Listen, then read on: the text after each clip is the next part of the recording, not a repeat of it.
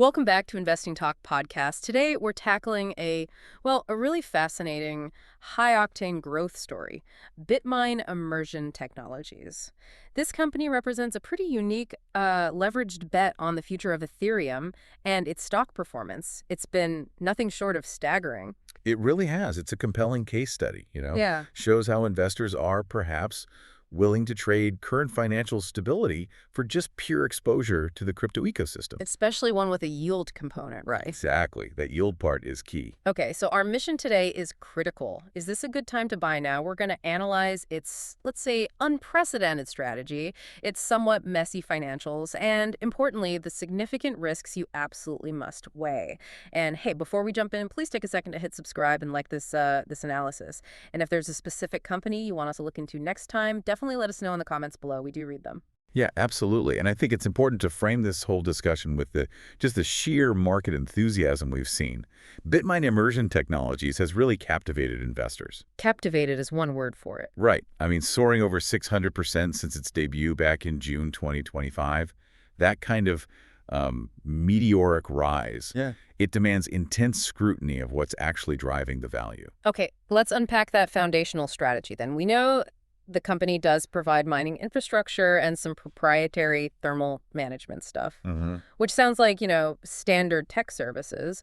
But the real high-octane fuel for this stock, as you alluded to, is its crypto treasury. Precisely. Yeah, the infrastructure, that provides a recurring revenue stream, sure. But the treasury strategy, that's the main event here. Yeah. And what's fascinating is just how rapid and, frankly, unprecedented their positioning in Ethereum is. How so? Well, they become the largest corporate holder of Ethereum, ETH. They currently control more than 2.5% of the total token supply. Wait, 2.5% of the entire ETH network? That level of concentration? Yeah. It's massive. It is. So why the specific target of 5%? Is that just signaling, or does accumulating that much pose, centralization risks to the ETH network itself? That's a great question. It seems primarily a very clear, very aggressive capital deployment and, yes, a signaling strategy.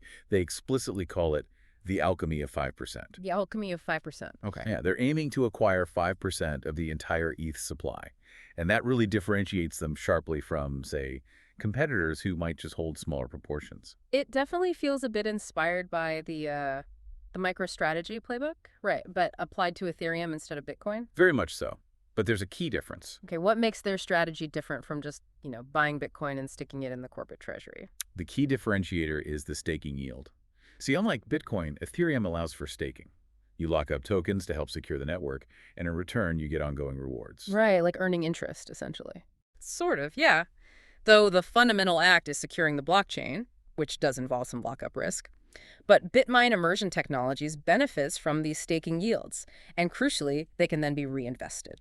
For compounding growth. Exactly, that's the idea. So if we connect this to the bigger picture, this positions the company not just as a passive holder like MicroStrategy, but as a unique yield-generating proxy for institutional exposure to the whole Ethereum ecosystem. You've got it. It's an active asset strategy, not a passive one. That compounding yield is a powerful narrative, no doubt. But, narratives don't always pay the bills. Let's look at the actual numbers. Okay. Section 2, let's dig into the fundamentals. We have to start with the bullish data, right? The explosive top-line growth. Yeah, the revenue numbers are, they're undeniable. The company reported a 413% year-over-year revenue surge. Went from about $645,000 in 2023 to $3.31 million in 2024. It's quite a jump. It is. And if you look at the most recent figures, the trailing 12 months, or TTM, ending Q3 2025, revenue hit $5.45 million. So it shows accelerating financial activity. Accelerating activity, massive growth. But here's the unavoidable paradox, isn't it? They seem to be masters of growth, yet they remain deeply unprofitable. This is the financial disconnect we need to understand. Yes. Their net loss actually widened from $3.29 million in 2024 to $6.53 million TTM. And they have a negative earnings per share of negative $2.89 TTM.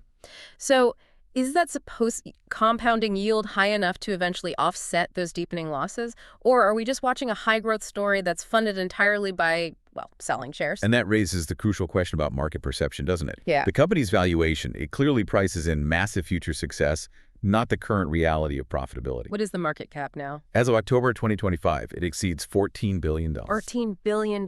Wow. Yeah.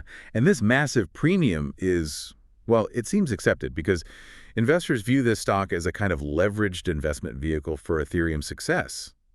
The potential compounding yield, they hope, justifies the current cash burn. Okay, and this is where, for you listening, the due diligence alert hits really hard. This is critical. We cannot fully assess the actual balance sheet health. We're talking cash on hand, debt levels, liquidity. Well, no. Because remarkably, no official SEC filings, no 10K, no 10Q, no 8K were available in the sources we reviewed. We really, for a $14 billion company. That's right. So we're operating without the most basic audited assurance of their actual cash position and liabilities. Exactly. That isn't just, typical high-growth risk. That's a monumental lack of transparency. And frankly, it's the core reason the stock has to be considered highly speculative. We're relying entirely on secondary data aggregators for these financials. That is a major red flag. It is. But that level of risk isn't deterring the market, strangely enough. Which brings us to the technicals and investor sentiment. Okay. Well, the technicals, they just scream high momentum and extreme volatility. The 52-week range is just eye-watering, spans from $1.93 on all the way up to $161. Then a 93 to $161. Yeah. And the stock recently traded around $51.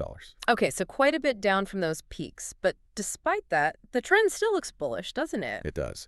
The stock is currently trading above its 50-day simple moving average, which is around $52.51. So that confirms a strong underlying positive trajectory, even with the pullback. And the volume. High trading volume, too. Over 35 million shares changing hands. That confirms intense investor interest and, excellent liquidity, which is good. And what about Wall Street? Are they buying into this story? Oh, yeah. Wall Street is validating this enthusiasm big time. Sentiment is overwhelmingly positive. You've got multiple strong buy ratings coming through from firms like B. Riley and Think Equity. And the consensus 12-month price target is pretty aspirational, sitting at $90. $90. So that implies what, about 76% upside from where it's trading now? Approximately, yes. Analyst targets are clearly betting very aggressively on the success of that whole alchemy of 5% strategy. And are institutions getting involved? Or is it mostly retail excitement? No, we've also seen pretty aggressive accumulation by institutional investors, particularly in Q3 2025. Firms like Strong Tower Advisory, Holter Ferguson Financial, and Voya Investment Management.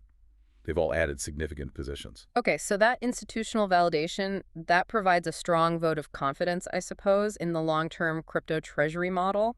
It does lend some weight, yes. And we also can't ignore the high-profile support early on from Cathie Wood and ARK Invest. Yep. That really helped fuel that initial dramatic rally shortly after the debut. Right, the ARK effect. However, it's worth noting, again, tying back to the transparency issue, that insider transaction data, for executives and directors, that's currently unavailable in the sources we have. So we see external accumulation, but we have no clarity on what insiders are doing. Exactly. No internal clarity. Okay, that brings us to our final section. The upcoming catalysts, and maybe most importantly, the risk profile. What specific events could drive volatility in the next, say, few months?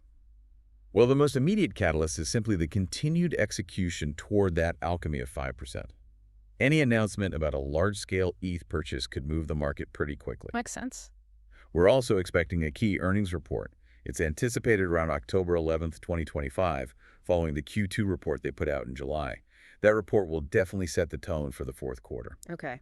Any other potential volatility drivers? Yeah, you've got index events like the ETF rebalancing we saw back in August. Those can cause flows. Yeah. Also, the stock recently took quite a hit, dropped about 17% following a critical short report. Oh, interesting. Yeah, so any decisive strategic move or a successful rebuttal to that short report could spark a significant relief rally. And looking longer term, what drives this beyond the next few months? Long term, success hinges almost entirely on Ethereum's continued institutional adoption, the actual efficacy of that compounding staking yield strategy, and maybe eventual index inclusion as these crypto equities gain wider acceptance. It's really a fundamental macro bet on ETH. Got it.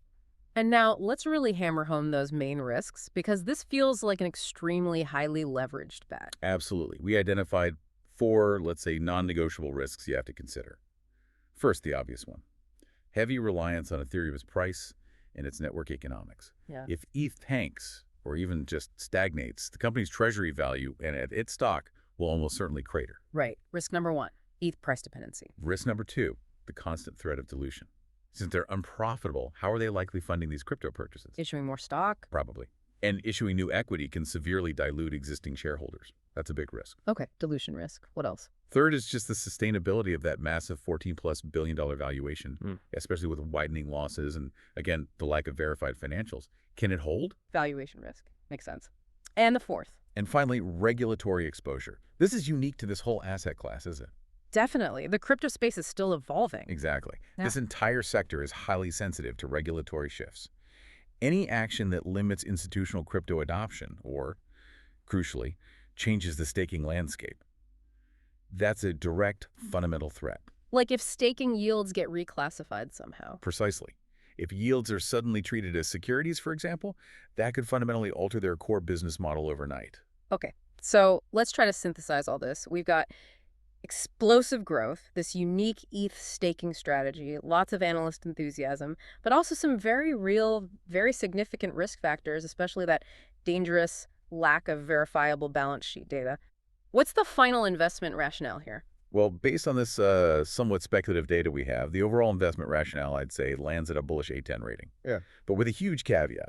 This stock is extremely attractive, but only for a very specific type of investor. We're talking about the aggressive investor, someone seeking maybe short-term momentum, or someone willing to make a multi-year, highly leveraged bet on the success and institutional adoption of Ethereum. So this is high conviction, high risk capital only, not for the faint of heart. Absolutely not. Conservative investors should definitely steer clear. The volatility is immense, the dilution risk is real, and that critical lack of official financial data just makes it far too risky for any kind of balanced portfolio. Okay. That brings us to our final provocative thought for you, the listener, to consider.